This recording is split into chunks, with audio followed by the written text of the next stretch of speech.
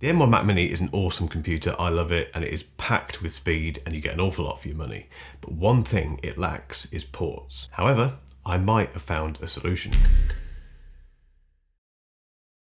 Welcome back to Mark Ellis Reviews, and thank you as always for subscribing. If you haven't subscribed, hit the button. Easy. Quick shout out to the sponsors of this video, NordPass. So NordPass is a password manager, but it's also a really safe repository in which you can store your credit card details. And it's just a really great way of not having to remember your passwords or your credit card details ever again. It works on your mobile, it works on your desktop, it's just super convenient. And the best thing is they're running a winter sale at the moment, which gets you 70% off the membership and even a month free. So to grab that 70% discount, just head over to nordpass.com/Mark Ellis or use the code Mark Ellis when you check out. That offer ends at the end of February as well, so be quick. So if you've watched or read any review of the M1 Mac Mini, including mine, you'll know that it's brilliant, but there are some shortcomings, chief among which is the fact that you don't get many ports. So compared to the Intel version, you get 2 USB-A ports, 2 USB-C ports.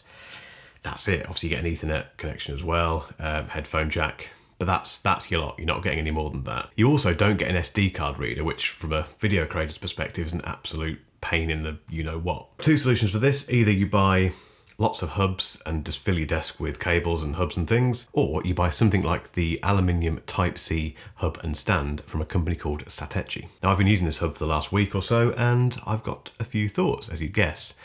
Let's work out if it's right for you. I'm a big fan of products that have names that mean something. You'll know that if you've watched my previous videos. And this hub and stand is exactly that. It's a hub and stand for your Mac Mini. It's around about $80 on Amazon at the moment, and it's compatible with Mac Minis from 2018 onwards. So it will work with those Intel Mac Minis, but also obviously the latest generation M1 Mac Minis. And it's super simple. You just literally take it out of the box, place your Mac Mini on top of it, connect the Mac Mini to the hub via USB-C, and you're good to go. There's no drivers to install, nothing, it just works. You're then left with a slightly taller Mac Mini, but one that has got these additional ports on the front. I say additional, that isn't quite true, which I'll come on to in a minute, but yeah, I mean, in terms of what it is, it's just a hub and a stand, which is designed to fit the Mac Mini. Design-wise, I was really impressed with this when I got it out of the box. It's aluminium, as the name suggests, and it just fits the Mac Mini perfectly. You know, they've got the dimensions bang on, there's no overlapping or anything like that. It's just a very well-made bit of kit for $80. It also, and this is a subjective thing, but I think it makes the Mac Mini look a little bit of a kind of special edition version, because it kind of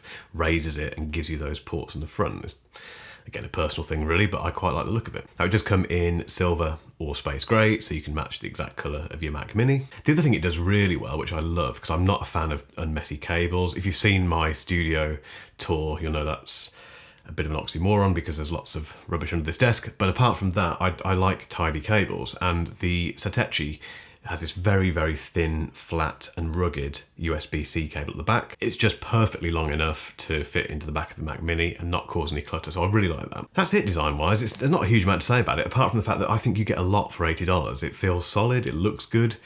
What's not to like? So, connectivity.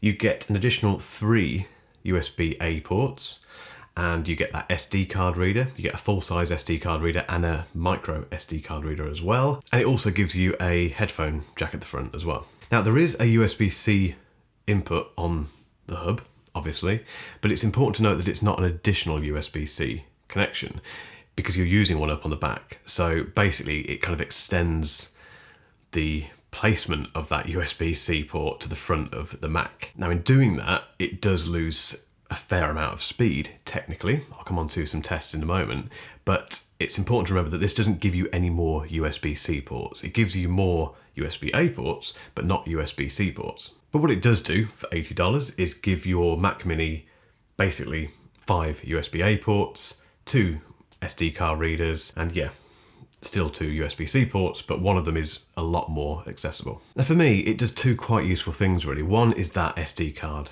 reader, which just from an accessibility point of view is so useful from my point of view.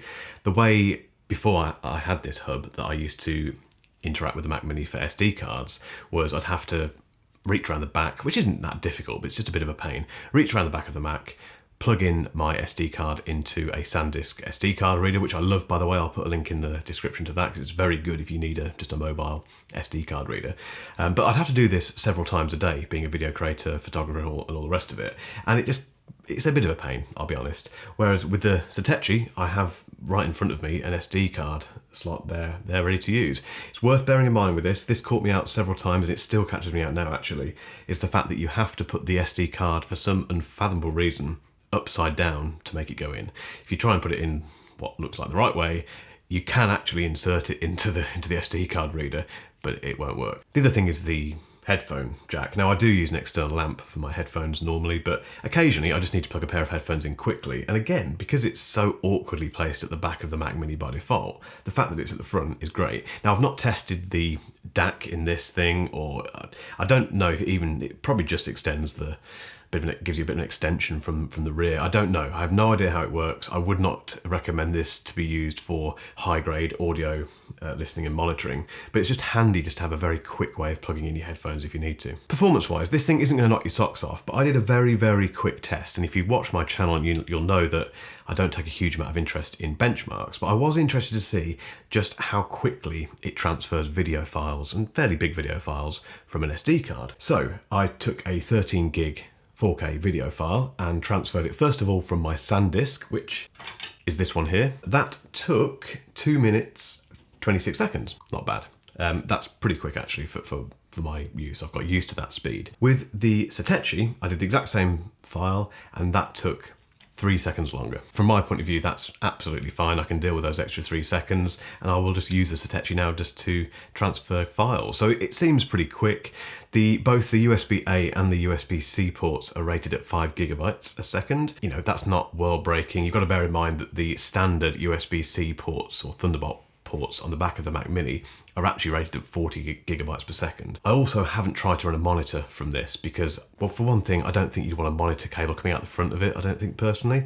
I'll let other people test that, but I don't think it's really designed for that. I'll come on to why those ports are there later, but in terms of performance, it does what you'd expect it to do. USB-A performance is very similar. It transfers files pretty much the same as the ports on the back of the Mac Mini, speed-wise, a few seconds difference, not much at all really. The other thing I did was connect a SanDisk external SSD drive to the front of that USB-C port on the front basically, and I did some editing from it. I'll be honest, it worked fine.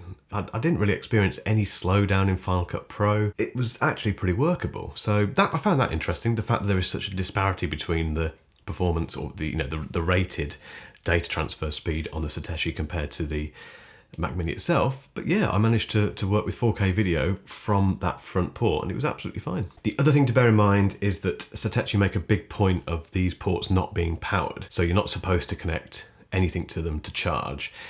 Now, you're going to do that, let's be honest. I did it straight away. I plugged in my iPhone, I plugged in my AirPods Max, my AirPods Pro, and all three charged no problem at all. They didn't charge particularly quickly, but they charged. I often find this with USB ports that aren't powered. They do tend to work. Now, I cannot be responsible for any issues that you encounter as a result of that, so you do it at your own risk, and Satechi do make quite a big thing about not using those ports to charge, but my experience, it does charge those smaller devices pretty well, really. Now, heat is definitely worth covering because there's no fan in this hub and stand, nothing in there at all. In fact, if you open it up, there's just a void between the metal base and the plastic top. There's some vents, which obviously are there to, I guess, help with heat dissipation, but there's no active cooling built into it. Now, I have an M1 Mac Mini, and I've said this in my previous video, which I'll link to up here somewhere, about the performance of that Mac Mini, and I've never heard the fan come on, ever. And I've never made it get hot either, and I do lots of 4K video editing, lots of audio production.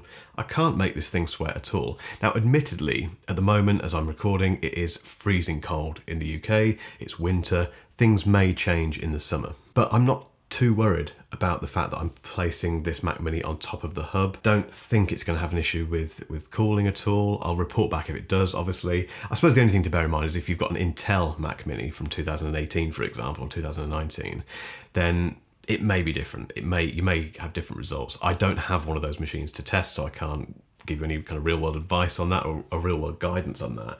But I think at $80, it's worth a punt, really. I don't think we can expect active cooling to be built in for that price. So should you buy this hub and stand for the Mac Mini. I think if you're a video creator or a photographer or someone who does use SD cards a lot and you're getting a bit fed up with having to use these kind of things and scrabble around at the back of your Mac Mini, I'd get it. I think for $80, it's a great buy. It really is. If you simply need more USB-C ports, it doesn't give you that. Like I say, it just extends one of the rear ports to the front. It doesn't give you any extra connectivity as far as USB-C is concerned. So if that's your main requirement, this won't work for you. You need to get something else. You'll need to get a hub or some form of dongle that has additional USB-C ports on it. If you want more USB-A ports, if you've got a fair few drives, for example, or just reasons that you need those, if you've got, software keys that you need to put in there, then yes, get it. $80, once again, you get 5 in total USB-A ports. So it's quite a big upgrade in that respect. 2 things sell it for me. One is the build, the construction. It's very, very well made. It looks very good for the money. And that SD card, I can't praise that enough. The fact that is there, it changes the game for me. When you're a creator, when you're regularly transferring large files, the ability to shave even just seconds off that process is significant over the course of a month. Over the course of a year, it adds up to quite a lot of time that you're saving. So it's just convenient. Now, I hope you found that interesting. If you are still on the fence about buying an M1 Mac Mini, or you're watching this thinking, actually, maybe it will work in conjunction with something like the Satechi hub and stand, then keep watching for a link to my full review of the M1 Mac Mini. I think you'll find that very interesting. And in the meantime, thank you very, very much for watching, and I will catch you in the next video.